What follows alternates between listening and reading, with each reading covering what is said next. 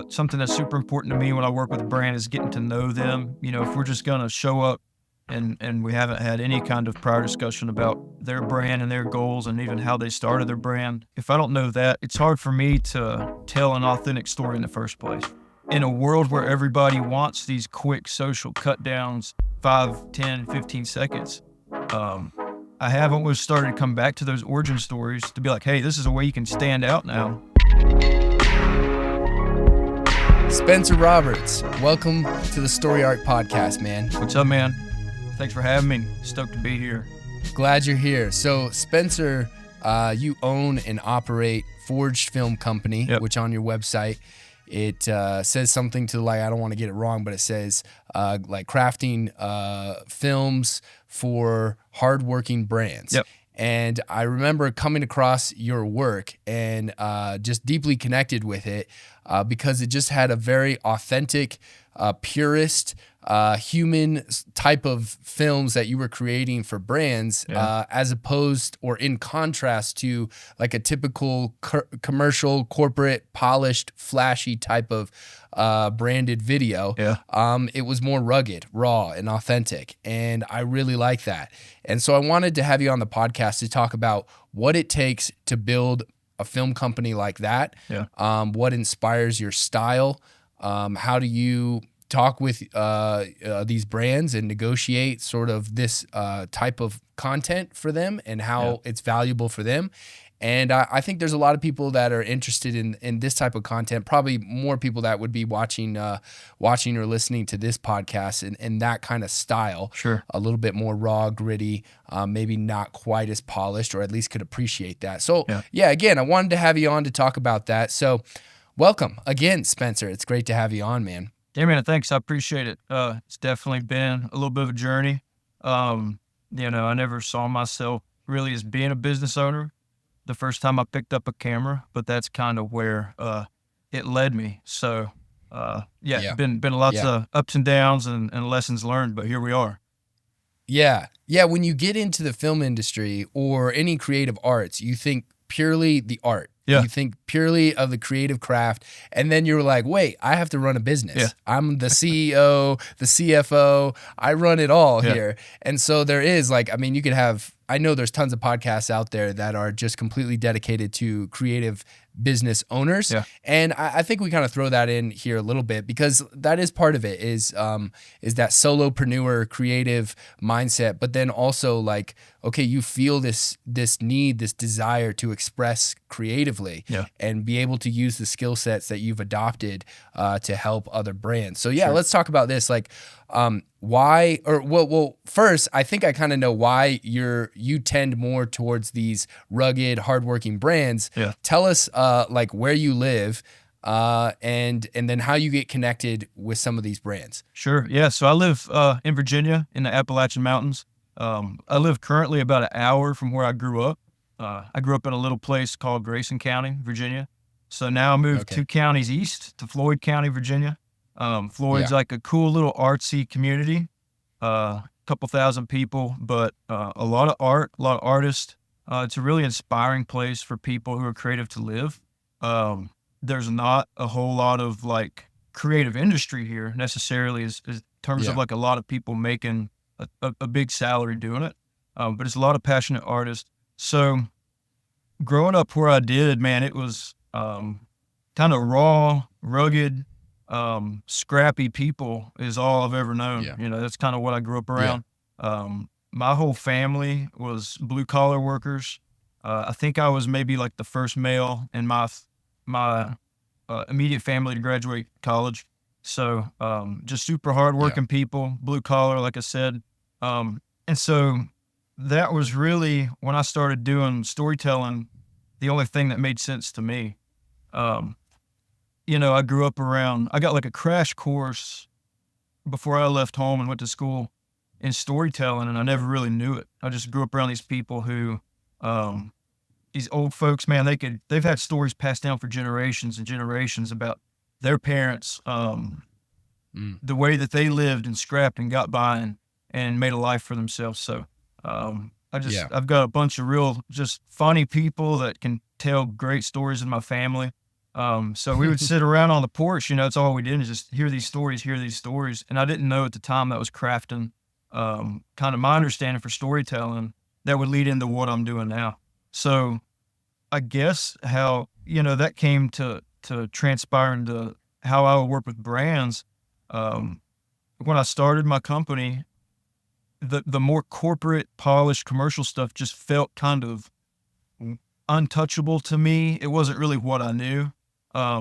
Even through school, I went to school for filmmaking, but even through school, I never really felt like I really connected with that, like super polished, big crew, kind of like your typical commercial set type stuff. And it's great and it has a place, but I've never really felt real comfortable in that environment. To me, like sitting on the front porch with somebody and stripping down production and storytelling as much as possible, to really connect with humans always felt, just the most comfortable to me. Yeah. Not that you can't do that in a corporate commercial setting. But that's really the kind of brands I was drawn to. I work a lot in the outdoor industry, with outdoor brands, fishing, hunting, outdoors, a lot of trades type work, hands-on blue collar type stuff. So those were the people that I'd been around my whole life that I could connect with. And at the same time, I saw kind of a gap in the production space, and I'll just say in the region where I'm at, maybe like 3-4 hours surrounding where I'm at here. I think a lot of the, those rugged brands I could see were getting, maybe they would contact an agency or something and get like this super polished, clean product that maybe didn't really match what they were trying to put out as their story or their message. So I think I unintentionally kind of niched in that, in that place. Yeah. Well, I mean, it's like your backyard. Yeah. In that aspect, like your region.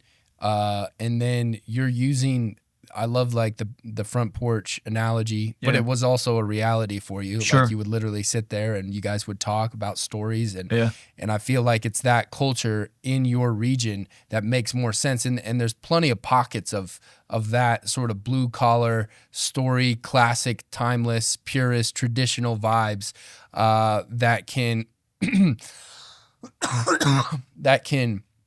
really communicate through story and through video. Sure. And so I think that's an important lesson to, when you're early on in your career, sometimes you may have the luxury of seeing what direction you want to go. Do you want to move to LA? Yeah. Do you want to go to New York City? Some of these actors or producers and stuff, like, maybe that's the dream that you're wanting to chase. Sure. Or maybe it's right there in your backyard. And I think now with the, cost of cameras and gear, like just being consumer ready, it makes it more accessible to do something in your backyard. And now these like film communities or these creative communities, as you've already mentioned, like start building up in these little pockets, these little regions. So the town you lived in, I tried to look it up. Is it Floyd, Virginia? Yeah. Is that? Yeah. And then Google said the population was 450 people. Okay, yeah. Probably within town limits, that's probably accurate. It's pretty small. We got one stoplight. Pretty rural. Yep. Nice. But there's still a little creative community there. Sure, yeah. There's world-class musicians here, world-class artists. Awesome. It's really huge music scene here for bluegrass and old-time music. Like some of the best touring bands in bluegrass and old-time music come right through here. 5 minutes down the road, we can go see these like nationally touring acts. So it's really unique. And I'm not sure if we didn't live here in this general area that I would be able to do what I do. I started my business in Roanoke, Virginia, which is a pretty big area. It's definitely a city and close to 100,000 people, really big market for what I was doing. And the first year in business, me and my wife moved up the mountain to Floyd, and first thought was like, man, this isn't going to work because I'm moving from a city to a place where there's nothing, one stoplight, and I was like, I'm not going to be able to have any local clients. I'm going to kind of fall out of touch, I felt like, with the folks that I could be connecting with in brands. But it was really the opposite. And we can thank like social media for that for sure. Um, Yeah. and I've never been like one to go out of my way to like go to networking events or anything. Things just kind of happen organically. Met Mm-hmm. some great people early on, and word of mouth goes a long way. So, um, it's cool to be able to live in a place like this, but and stay within really like a 3 hour, 4 hour radius and do most of my work and be out here in the That's sticks. terrific. Yeah. Yeah. So the positive thing, like saying to someone who would also live in a rural area, Yeah. I mean, there's stuff down, Southwest. Midwest. The country's full of different pockets of rural areas, Yeah. and there could be some creative people that are thinking, I don't know if I could support my family, Yeah. with a business venture in a town the size of sub 1,000 population. Yeah. But you kind of started in a little bit of a bigger town with that organic network of relationships. Sure. But now you're able to kind of travel within that 3 hour radius. So what would you say to someone, or challenge someone who is in a smaller populated area and trying to start maybe a film company? Yeah, I would say, first of all, just know that there's other people who've done it. It's very possible. When I started my business, I never had necessarily. I wasn't thinking this is going to support my family at the time. I didn't have any kids. Now I have 2 girls. I didn't set out for this to be something that supports my family solely. As like I thought I'd work a couple other jobs or something. Yeah. But it's turned into that. Been really blessed. And so I'd say, first of all, just know that it's possible. It will definitely take a lot of hard work. You'll probably have to go out of your way to meet people and to connect, whether that's maybe through social media or it's like physically getting out and about in some places close by to you. But yeah, being willing to put yourself out there. But at the same time, you don't have to live in like this LA or this New York setting to do high level production and make a living at it. And I'm still figuring that out. There's challenges every year that I have to deal with Yeah. to make it work. And to it shifts from when I started my business. Now I have to look at other kinds of industries. Hey, maybe I need to start working more in this industry. The opportunity has maybe shifted. So it definitely takes some creative thinking, but it can be done. And it's the old saying, if it's who you know. And I think that really goes a long way. How do you feel like the industry has shifted in the last few years, and from your perspective, and how that's had to have you shift your mindset as a business owner, but also as a filmmaker? Yeah. So, and this is just my observation. I don't know if this is true for the whole industry, but I know where I am. I started my business during the pandemic, and I know a lot of people were starting businesses at that time. There's a lot of new businesses. So there was a lot of opportunity for like origin stories, for new businesses, for people, some businesses were able to get loans. So people had a little extra help financially, like maybe jumpstart their business. And so at that time, I think people were also, even though it was just 5 years ago, I do think people were maybe at that time looking for more of a longer form production and a longer form storytelling, maybe like 2 to 3 minute, short films. And now I think it's shifted a little more toward quick social content, for sure. In just the 5 years since I started, I work on probably a little bit less of that 2, 3, 4, 5 minute storytelling.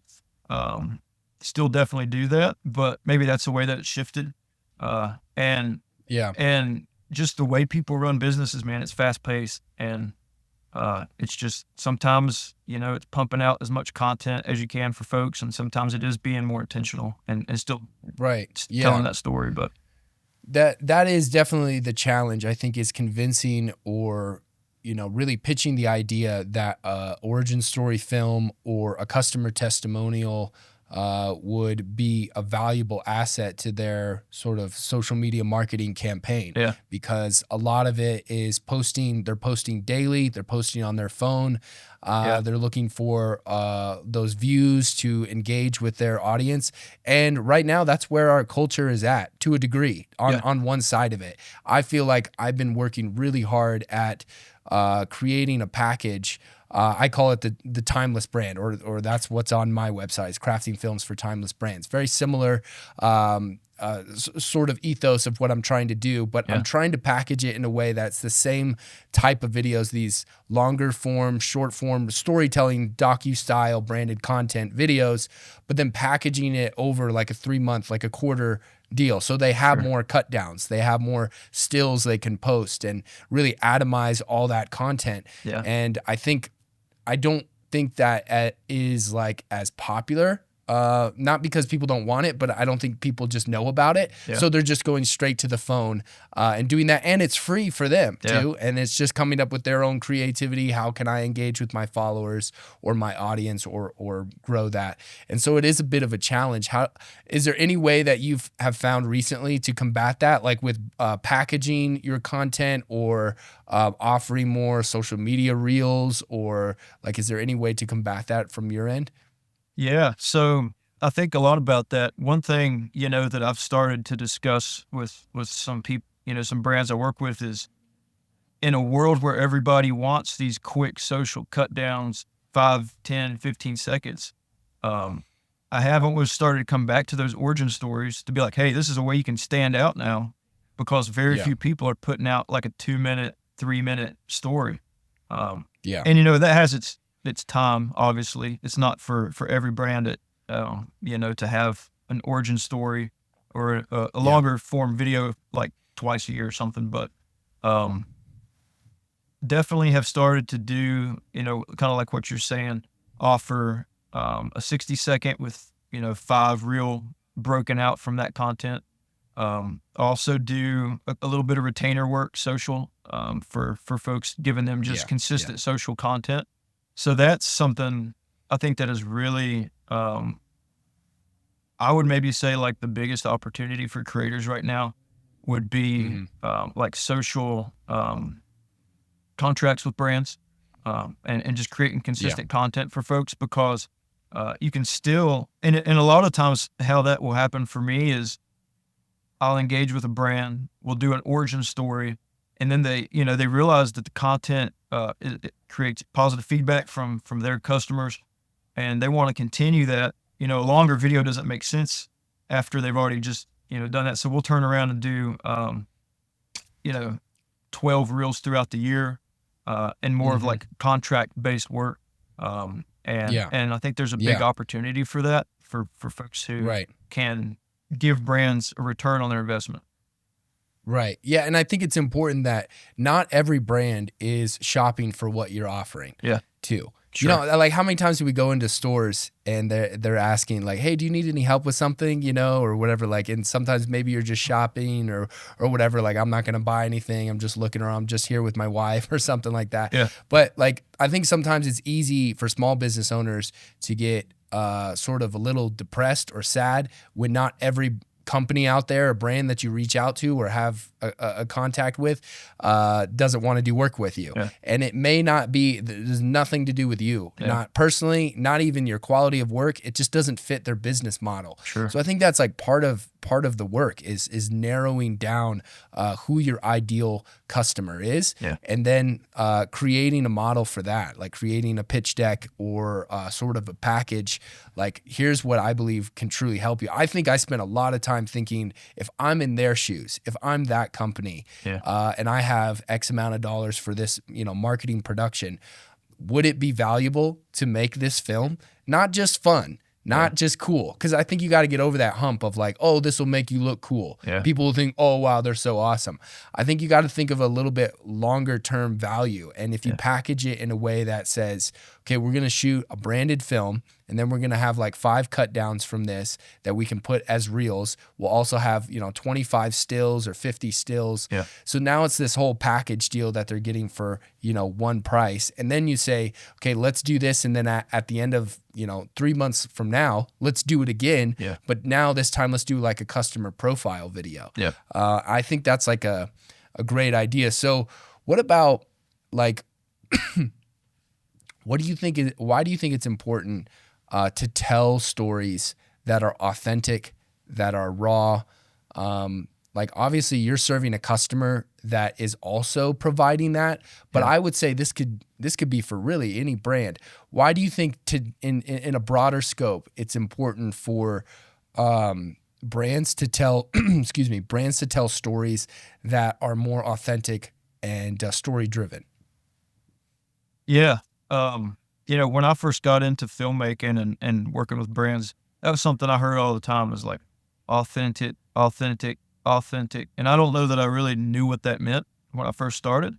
So that's something, I would throw that word out there to brands, like, we want to make something that's authentic to you, without really even knowing what I was getting at by saying that, I think over the last 5 years, I've learned a lot more about what that means. For one, something that's super important to me when I work with brand is getting to know them so I can even understand what authentic to them is. If we're just going to show up and we haven't had any kind of prior discussion about their brand and their goals and even how they started their brand, who they are personally, if I don't know that, it's hard for me to tell an authentic story in the first place. But within the story, within the storytelling space, something I found myself doing is I would notice that I would be editing like let's say a 2 to 3 minute like origin story anthem film for a brand, and I'd find myself cutting, maybe there's some dialogue.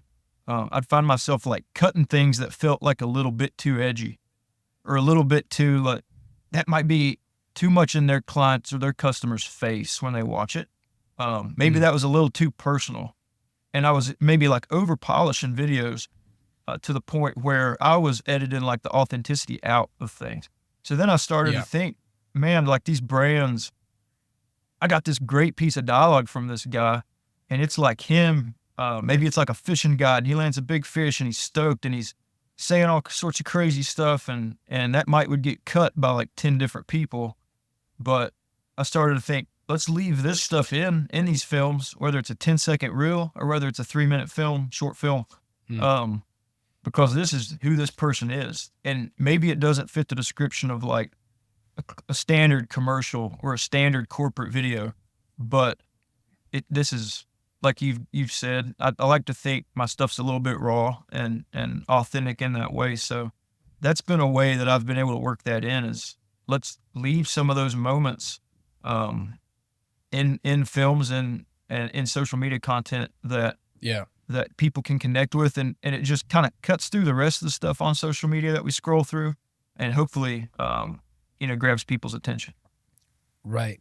I think people are tired of the salesmanship of they just want, hey, shoot straight with me. Yeah. Give it to me as is. And I think having an authentic story like that, or just anyway, it doesn't, I mean, how much do we want to strip it down? Yeah. There's that. But I think people are tired of just hearing like get right to the point. Don't even try to sell me on your product or your service. Yeah. Just talk about who you are. And then you could flash up a logo, like if someone wearing a shirt or out there, in the mountains fly fishing or doing something, and it's like, well, we're connecting the two. It's obviously wherever we're watching that video is either on their YouTube channel, their website, or their social media. So we already are making that connection. We're not dumb, you know. And I think brands are finally catching up to that concept of being more real or authentic. And I do think there's still a line. Like you're not like saying, hey, here's the balance sheet, here's the IRS tax audit, here's like all our bookkeeping or whatever. This is our payroll. Like it's more just about like, stop trying to sell something that's not there, or trying to compare yourself with all the other big brands, but just be real about it. And if we want to go to your lodge or your farm. Great. If we don't, we don't. But this is like a great connection. It's a human connection. Yeah. And now with AI and technology, just progressing, innovating more and more, like we're losing that human spirit a little bit more. So I think that's why it's really important. What do you feel like is the value of providing like a boutique full service video production company as opposed to like a really big crew? Why do you think that's important to stay lean and nimble for your clients and for yourself? How do you find the benefit of that? Yeah, that's a good question. Sometimes I wonder when I'm when I'm one man band and out setting up lights and running audio and filming, if sometimes it makes me wonder if that's the best way, but it's worked for me. I think it can work for a lot of people. First and foremost, so I would say 90% of my work is just me, running camera, running lighting, audio, and anything else, set design, direction. And it can get to be a lot. There's some shoots, it's a breeze. There's some shoots where it's really challenging. You have to be super organized, but there's value in being able to do that in today's production world, because first and foremost, it's gonna, it can cut budget some for your client, because you don't need 6 people in your crew. Not to say that you shouldn't charge for those things as a business owner, or as a production company, but there may be areas where you can, slightly help the client and slightly reduce the budget because you're not hiring out a crew, keeping everything in-house. I'm maybe a little bit of a control freak with production. So if I'm running lights and if I'm running audio and if I'm running camera, I know what I'm going to get. So it's another way to keep things very consistent. You're not having a different person running lights every shoot. And that, is maybe a drawback to where I live, is there's just not really crew here. If I was going to go find a grip or a DP, I might know like 3 guys within an hour, 2 hours. And that's just the reality of where I live. So that has forced me to get as good as I can at doing as much as I can. Had I started this company in a bigger city, I may have never developed this system of being a one-man band like I am. But there's value in it. I think if you can be efficient, if you can be organized, you have a smaller footprint when you go on set and film. And so that would probably lead me to the biggest asset to being a one-man band is, if my goal is to tell intimate stories, personal stories, and I have a crew of 10 people and I'm coming into somebody's workspace, maybe their home, and they're not used to being around production, it can be really intimidating for folks. So sometimes just being one person or maybe 2 people is really valuable to be able to focus on the human to human connection and not have a lot of distractions.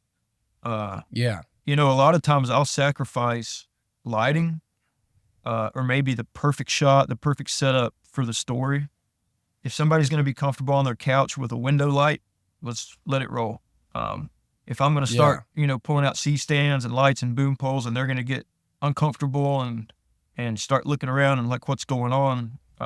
Maybe that hurts the story at the end of the day, even if it looks perfect, So I've found myself trying to toe that line a lot of. Yeah, that balance is really hard, especially when a lot of online stuff is pushing the visuals, and they're great, right? They're beautiful and they really draw us in. Yeah. But the story is king at the end of the day. Do you have any tips of like calming people down if it's their first time in front of a camera, like to just make them feel comfortable and natural?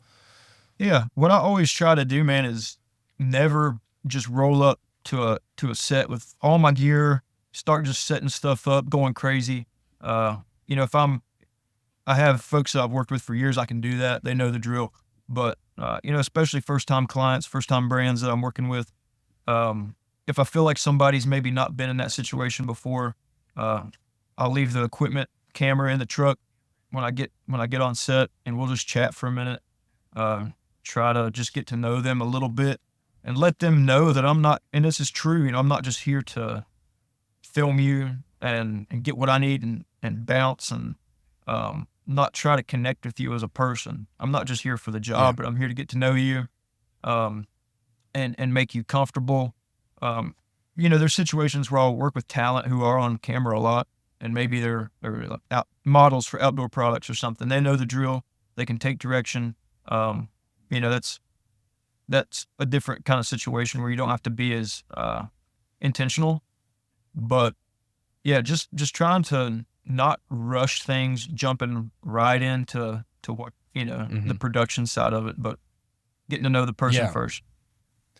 What part of the process do you love the most, from beginning to end?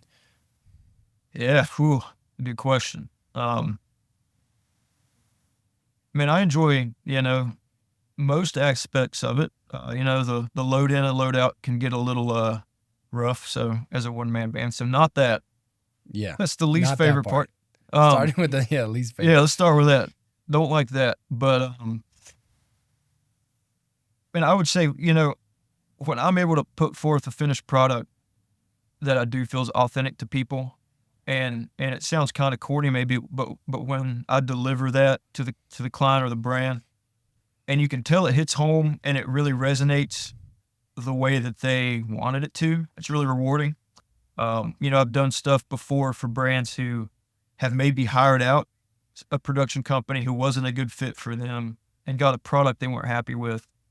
Maybe it felt too stiff or too uptight, and didn't really show who they were as a brand. And then, when we're done working together, they're able to say, man, this is exactly the message I'm trying to send. I didn't think you'd be able to show the personality in my brand that way. That's really rewarding. And that's accomplished by a lot of little steps of being intentional along the way. And realizing, like I said, it's not just about getting your footage and rolling, but about connecting with people, and taking the time to get to know them and understand their story. I'll go a quick rabbit hole. I do a lot of work nowadays in commercial tourism videos, and mostly in the state of Virginia, and a lot of that's in communities who have maybe been impacted by coal mining, or each place is going to have some sensitivity, so you can't just roll in and start throwing up cameras and just asking questions to people, and you got to get to know where you're shooting, get to know who you're working with. So yeah, it's a long answer to a question, but I think I saw the other day you posted that you had bought, was it a red Komodo or and you were shooting prior to that on a Blackmagic, maybe 6K or something like that. So I don't want this podcast to be just purely about gear or cameras and all of that, but I think there is an important aspect to the artist of using different tools to inspire us or kind of motivate us a little bit, just kind of change things up a bit. Because I reached out to you about that because I shoot on a Blackmagic camera, and I was curious why you were shifting over. And I think your response was kind of interesting. Do you care to share why it's good to have some different tools and to kind of keep your eye open for some different glass, just using a different tool, and how that helps you create a better story? Sure. Yeah. That's something probably like most people when they start their business. I used to really worry about gear. Am I shooting on a good enough camera? Am I shooting on good enough lenses? And like most people, as they go throughout their filmmaking journey, you realize maybe the camera and the gear matters less, but it still has a place. I think you go from thinking a camera is going to do the work for you to realizing that different things can be used to achieve different end results. So yeah, I started on Blackmagic stuff about 5 years ago. I still have the original Pocket 4K and still use it for regional and national clients. It's great camera. Recently switched over to a red Komodo. Just trying to get something that, to be honest, it's kind of not the best answer, but I just got really bored with using the same thing. I'd never really invested in a good camera system other than when I first started my business. I like Blackmagic stuff, but rigging it up was getting to be kind of a pain. being a one-man band. I mean, the Red has like its own challenges being a one-man band for Yeah. sure. It's not like probably the most friendly for that situation. Yeah. But to me, the Red cameras have a real organic feel. So really nice Yeah. look. I thought would help in kind of the videos that I'm doing, to have something that had maybe a little more of an artistic look to it, I guess. And with that, I've been stoked. I haven't got to use them much, but I bought a set of old Zeiss Jenna lenses, which are kind of not a very well known lens set, but got some of those. Yeah. To try to achieve more of an organic, kind of creamy, soft look, as opposed to, I think I ran Sigma glass for most of the time I've ever had my production company, which can be a little sharp. Yeah. So do you use anything to soften that up in post or while you're shooting? Yeah, so I usually run a Pro Mist in front of everything that's Sigma, all the Sigma glass I have, or Canon glass. That's pretty sharp. I've done that for like 5 years. I have like this Polar Pro matte box system. Just throw in the mist. Yep. And it's an ND filter, so that's nice. If I'm shooting on softer stuff like the vintage, film photo lenses, or maybe written some cinema lenses, I usually won't soften those up as much. And while I'm shooting, but we'll soften those up in post. Sometimes I use film convert, so you can add bloom and grain and stuff in post with that. But yeah, man, I'm always trying to find a look, always trying to chase kind of a certain look. I don't know if I've ever quite found, but.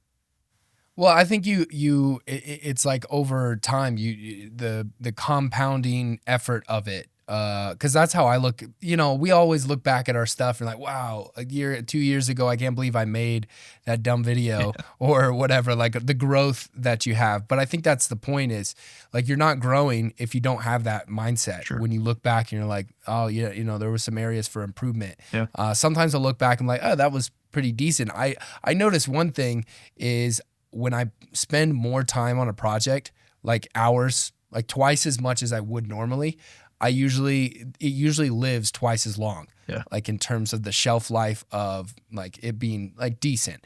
Whereas something that I'm like, okay, we need to get this done. It's still good. It's still put together, but I didn't like really think through the sound design. I didn't really think through all of the shots as quite as much. Yeah. Then it doesn't, I don't know, just doesn't live as long. So I do think those little tiny things, even if you feel like, well, the client doesn't notice it, and there is definitely a line, like you talk about towing the line between, going overboard with gear or glass or all of that stuff versus what the client actually notices. Yeah.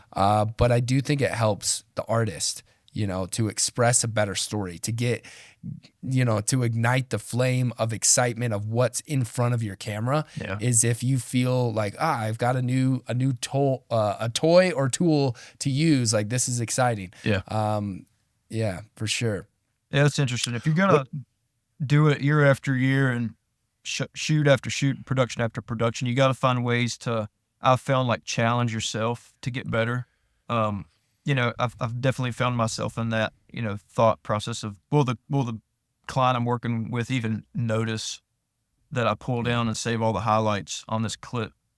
But I think if you have to challenge yourself to be as good as you can and to always grow, you're going to get burned out on just churning stuff out. And looking back at it and, I could have, done so much better with that project or whatever. So yeah, I get what you're saying.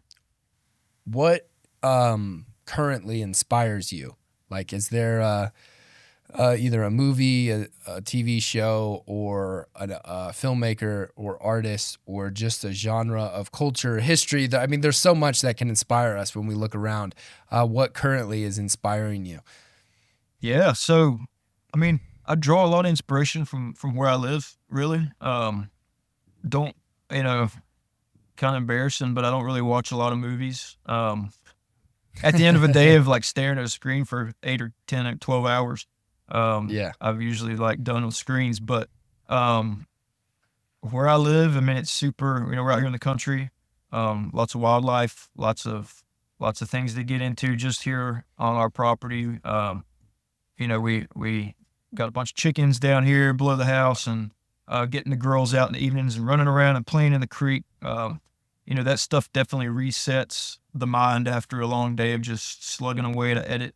Um, I'm a musician too. I play bluegrass music, so that's a way to step away and find inspiration in something different. Yeah. That kind of refuels my passion for filmmaking. Certainly culture, like you mentioned. I just where we live, man. There's so many of like just old school farmers sitting around on benches outside of gas stations. Like just sometimes if I'm stressed or stressing the edit or something, I'll just get in the truck, ride down the road, go to the farm store, and just kind of like mosey around. And it sounds weird, Yeah. but that's kind of, it helps me reconnect with where I'm at. Yeah. Reconnect with like, hey, there's other stuff going on outside of just running your production company. So those are Right. all ways that I kind of reset the creativity. Hanging out with the family, listening to music, Yeah. being outside. Being outside is probably, big thing that I Yeah. try to do as much as possible. Yeah, I think I was reading a book the other day that was talking about reinvigorating, inspiration and creativity, and it lent to the science and study of new experiences or doing new things or getting out of a routine. Yeah. Helps. And while you may not be like it's not like a thrill seeking thing, or there's these myriad of new experiences that you're doing, it's the ability to like step away from the office, the desktop, the screen, Yeah. and then have something sort of refuse or refuel why you're doing what you're doing. There's that with family, but then just observing nature and observing people, and just letting those observations kind of come to mind and taking mental note.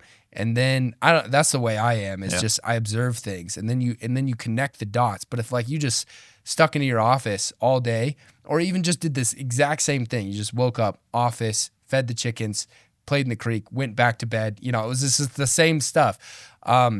It's really hard to come up with new creative ideas. Yeah. But when you're an active observer of the human condition and life itself, you really come up with a lot of creative inspiration for sure. Yep. Yeah, totally agree. What do you want like 10 years from now? What's the vision? Do you have a vision that far, or like what's on the horizon for you? Yeah. The vision, man, I think that probably changes every day. Yeah. But same. yeah, it's crazy because I never thought I'd be where I am right now doing what I am. 5 years, almost 6 years into having a business doing this. Never saw that happening. So, kind of where I'm hoping to take my business within the next few years, and hopefully that would lead to the next 10, is working with brands on a larger scale. From maybe inception, looking at more of an overall branding approach. Being able to work with brands on brand messaging, web development, graphic design, creating a brand from the ground like up. A creative agency. Exactly. Yeah. And as much as one person's able to do that, and that's, so there'd definitely be some shopping things out to other creators. But that would be a way I'd really like to kind of morph my business into a little bit and still keep the filmmaking central in that. But just working with brands more to figure out who they are, to figure out what message they want to put out into the world, and just help them have a consistent package offering that just packs a punch. Not just social media, but from a website, social media, just the total package. So working with brands that way is kind of where I'm hoping to take things. But yeah, we'll see. We'll see. Some days I wake up and I want to be a farmer or something. We'll see. That's awesome. I feel like that's an important part. Something I think about all the time, or what I'm gathering with that, is that you lead with really trying to offer value to your client first. Yeah. That's it. And you happen to have this skill set that you do, filmmaking. You also take photos, and hey, maybe you could do some graphic design or whatever, but like leading with value up front will always bring business, and have those recurring customers. Yeah. I think that's important because I think a lot of times people maybe they're first starting out, and you don't want to get started on the wrong foot of just trying to make a cool video or a trendy video or I don't know, make a name for yourself really. Like I think there's a brand to business partnership that you're making that you don't have to be best friends, but there's a relationship, there's a connection, there's honor, there's integrity, there's honesty, there's hard work that goes into it.